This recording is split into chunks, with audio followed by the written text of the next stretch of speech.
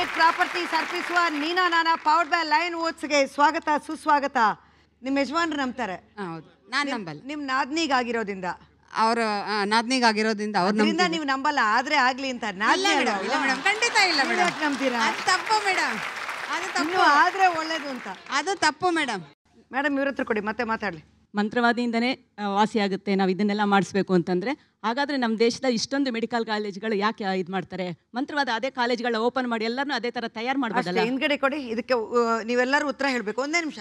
ಅಲ್ಲ, ಎಲ್ಲಾನು ಬರೀ ಮಾಟ ಮಂತ್ರದಿಂದ ಮಾಡೋದು. ಈಗ ಯಾಕೆ ಡಾಕ್ಟರ್ ಬೇಕು, ಇಂಜಿನಿಯರ್ ಬೇಕು, ಎಲ್ಲ ಇವರೇ ಮಾಡ್ಬಿಡ್ಬೋದಿತ್ತಲ್ಲ ಎಲ್ಲಾನು. ಕೊಡಿ, ಅವ್ರೇನೋ ಜ್ಯುವೆಲರ್ ಏನೋ ಹೇಳ್ತಾರಂತೆ. ಏನು ಸರ್? ಎಲ್ಲ ತುಂಬ ಹಾಸ್ಪಿಟ್ಲ್ಗಳಿದ್ದಾವೆ. ಎಲ್ಲ ಪೇಷಂಟ್ಗಳು ಮಾಟ ಮಂತ್ರದವ್ರ ಹತ್ರ ಹೋಗಿಲ್ಲ. ಮಂತ್ರವಾದಿಗಳ ಹತ್ರ ಅಥವಾ ಪೂಜಾರಿಗಳ ಹತ್ರ ಹೋದಾಗ ಅವರು ಮಾಟ ಮಂತ್ರ ಮಾಡಿಸಿದ್ದಾರೆ ಅಂತ ಹೇಳಿದಾಗ ಅದ್ರ ಬಗ್ಗೆನೂ ನಾವು ನಂಬಿರಲಿಲ್ಲ.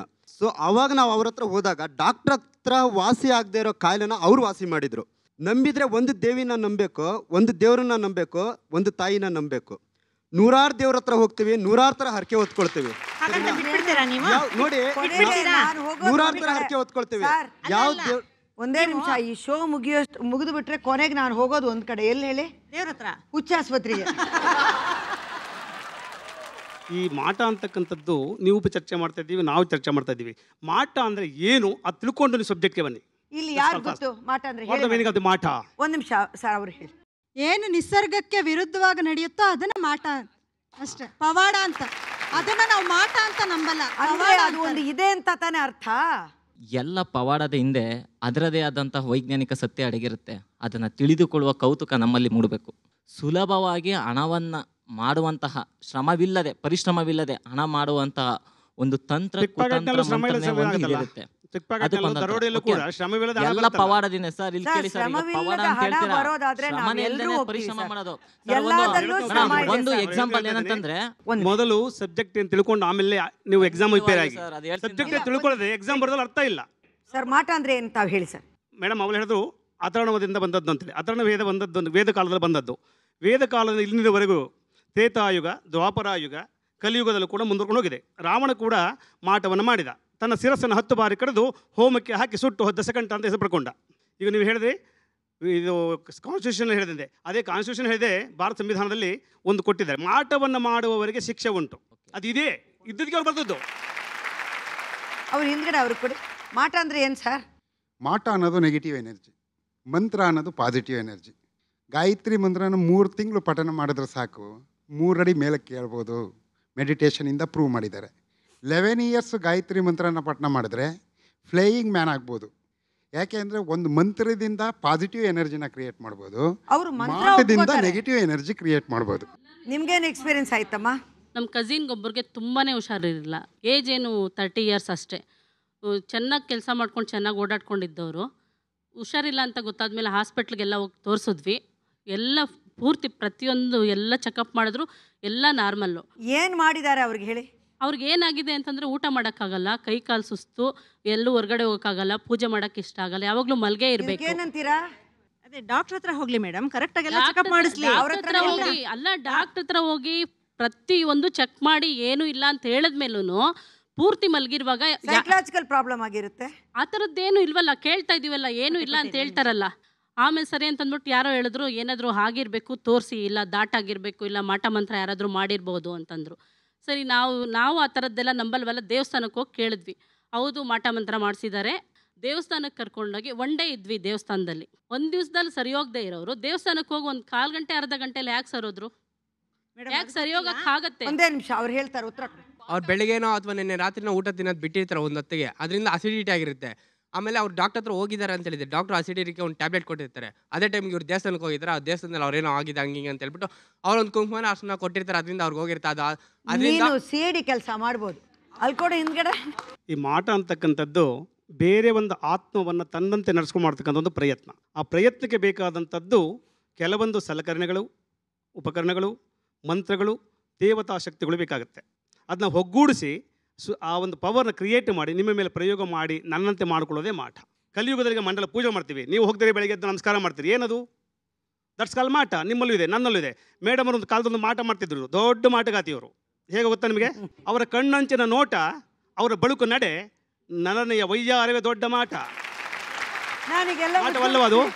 ಕಣ್ಣು ಮುಚ್ಚಿಬಿಟ್ಟು ಹಿಂಗೆ ನಡೀತೀನಿ ಅವ್ರ ವಯಸ್ಸಿನ ಚಿಕ್ಕ ಹುಡುಗರ ಕೂಡ ಲಕ್ಷ್ಮಿ ನೋಡು ಅಂತಾರೆ ಏಕವಚನ ಮಾತು. ಯಾಕೆ? ಅವರ ಕೊಟ್ಟ ಅಭಿನಯದ ಒಂದು ಆಕರ್ಷಣೆ, ದಟ್ಸ್ ಕಾಲ್ ಮಾಟ.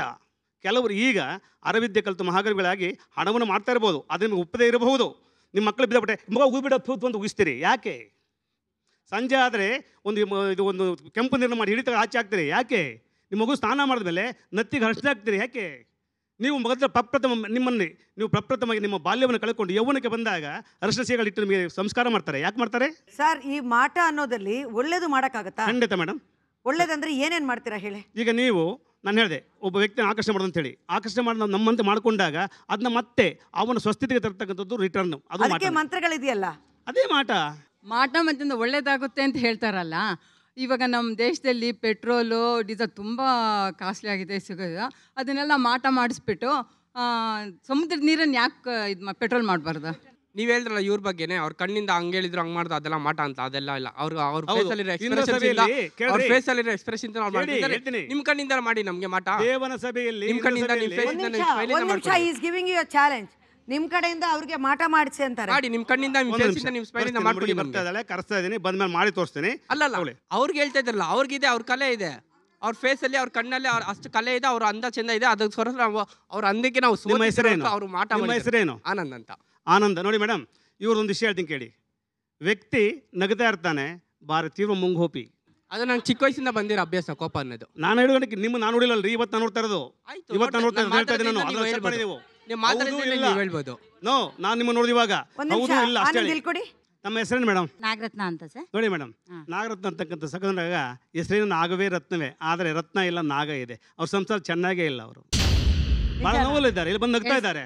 ಒಂದ್ ನಿಮಿಷ ಚೆನ್ನಾಗಿಲ್ಲ ಅಂತ ಹೇಳ್ತಾ ಇದ್ದೀರಾ? ಒಂದು ನಾನು ಹೇಳಿದ ಪಬ್ಲಿಕ್ ಹೇಳ್ತಾ ಇದ್ದೀನಿ, ತಪ್ಪು ತಿಳ್ಕೋಬಾರ್ದು. ಹೇಳಿ. ಕಾಂಬಿನೇಷನ್ ಇಲ್ಲ ಅವರಲ್ಲಿ. ದಂಪತಿಗಳಲ್ಲಿ ಇವರು ಎಲ್ಲವೂ ಸೀಮಿತಿಗೆ ಹೋಗ್ತಾರೆ, ಅವ್ರು ಸೀಮಿತ ಬಿಟ್ಟು ಹೋಗ್ತಾ ಇದ್ದಾರೆ. ನೀನು ಹೀಗೇರಪ್ಪ ಅಂತ ಹೇಳಿ ಕೇಳ್ತಾ ಇಲ್ಲ. ಅವ್ರ ಮೇಲೆ ನನ್ನ ನಂಬಿಕೆ ಇದೆ, ನನ್ನ ಮೇಲೆ ಅವ್ರಿಗೆ ನಂಬಿಕೆ ಇದೆ, ಅದಕ್ಕೋಸ್ಕರ ನಮ್ಮನ್ನ ಇಷ್ಟು ದೂರ ಕಳಿಸಿದ್ದಾರೆ. ನಂಬಿಕೆ ಅಂತ ಹೇಳ್ತಲ್ಲ, ನಂಬಿಕೆ ಇಲ್ಲ ಅಂತ ಹೇಳಲೇ ಇಲ್ಲ. ಅಂಡರ್ಸ್ಟ್ಯಾಂಡಿಂಗ್ ಸರಿಗಿಲ್ಲ ನಿಮ್ಮ ಇಬ್ಬರು ಮಧ್ಯದಲ್ಲಿ. ಅಂಡರ್ಸ್ಟ್ಯಾಂಡಿಂಗ್ ಇರೋದಕ್ಕೆ ನಾನು ಈ ಮಟ್ಟದಲ್ಲಿ ಇದ್ದೀನಿ. ಯಾವ ಮಟ್ಟದಲ್ಲಿ? ಈ ಮಟ್ಟದಲ್ಲಿ ನಾನೊಂದು ವಿರಾಮ ತಗೋಬೇಕು, ಒಂದು ಚಿಕ್ಕ ವಿರಾಮ. ಇಲ್ಲಿ ಕಮ್ ಬ್ಯಾಕ್ ಟು ಯು. ನಾನು ನಿಜವಾಗ್ಲೂ ಕಣ್ಣಾರ ನೋಡಿದ್ದೇನೆ. ಇನ್ನೊಬ್ಬ ಮುಸ್ಲಿಂ ಜೆಂಟಲ್ಮನ್ ಮನೆಗೆ ಹೋಗಿದ್ದೀವಿ. ಹಿಸ್ ನೇಮ್ ಇಸ್ ಕರೀಮ್ ಅಂತ. ಅಷ್ಟು ಚೆನ್ನಾಗಿ ಅವರು ವೇದ ಇದೆಲ್ಲ ಹೇಳ್ತಾರೆ, ಮಂತ್ರ ಎಲ್ಲ ಹೇಳ್ತಾರೆ. ಹಿಂದೂಸ್ ಬಂದರೆ ಅದು ಹೇಳಬೇಕು ಅಂತ. ಇವರು ಮುಸ್ಲಿಮ್ ಆಗಿರೋದ್ರಿಂದ ಇವ್ರನ್ನ ಮಲಗಿಸ್ಬಿಟ್ಟು ಇಲ್ಲೊಂದು ಮೊಟ್ಟೆ, ಇಲ್ಲಿ ಕೈ ಇಟ್ಬಿಟ್ಟು ಕೈ ಮೇಲೆಲ್ಲ ಮೊಟ್ಟೆ ಇಟ್ಟರು, ಕಾಲೆಲ್ಲ ಇಟ್ಟರು, ಇಲ್ಲೆಲ್ಲ ಇಟ್ಟರು. ಅವರು ಅಲ್ಲಿ ಮಲಗಿದ್ದಾರೆ, ನಾವು ಇಲ್ಲಿದ್ದೀವಿ. ಇಲ್ಲಿ ಕರೀಮನ್ನವ್ರು ಇಲ್ಲಿ ಕೂತಿದ್ದಾರೆ. ಇಲ್ಲಿ ಕೂತ್ಕೊಂಡು ಇವ್ರು ಏನೋ ಹೇಳ್ತಾನೆ ಇದ್ದಾರೆ. ಮುಟ್ಟೆ ಒಂದೊಂದು ಟಪಾಲ್ ಟಪಾಲ್ ಟಪಾಲ್ ಅಂತ ಹೊಡಿತ್ರಿ. ಈ ಥರ ನೋಡಿದ ತಕ್ಷಣ ಒಂಥರ ನನಗೆ ಇದೇನು, ಅವರಲ್ಲಿ ಕೂತಿದ್ದಾರೆ, ಇಲ್ಲಿದ್ದಾರೆ. ನೀವು ಹೇಳ್ಬೋದು ನಮ್ಮ ಮೈಯಲ್ಲಿರೋ, ಈಗ ಸಿನಿಮಾದಲ್ಲೂ ನೋಡಿ ಹೀರೋಯಿನ್ ಹೊಕ್ಳಲ್ಲೆಲ್ಲ ಮೊಟ್ಟೆ ಹಾಫ್ ಬಾಯ್ಲಲ್ಲಿ ಹಾಕ್ತಾರೆ, ಫುಲ್ ಬಾಯ್ಲ್ ಹಾಕ್ತಾರೆ. ಆ ರೀತಿ ಏನಾದರೂ ಇವ್ರಿಗೆ ಮೊಟ್ಟೆ ಇಟ್ಟಿದ ತಕ್ಷಣ ಮೊಟ್ಟೆ ಒಡೆದೋಯ್ತಾ ಅಂತ ಹಿಂಗೆ ಹೊಡೆದು ಹಾಫ್ ಬಾಯ್ಲ್ ಹಾಕೋದು, ಆಮ್ಲೆಟ್ ಹಾಕೋದಕ್ಕೆ ನಿಮ್ಮನ್ನು ಕರೆಸ್ಕೊಂಡು ಹೋದರೆ ಸಾಕು ಸರ್ ಅಂತ ಗಲಾಟೆ ಮಾಡ್ತಿದ್ದೆ. ಇದಕ್ಕೆ ಏನು ಅಂತ ನೀವೇ ಉತ್ತರ ಕೊಡಬೇಕು ಸರ್. ವಿರಾಮ ನಂತರ ಸ್ಟೇ ಟ್ಯೂನ್.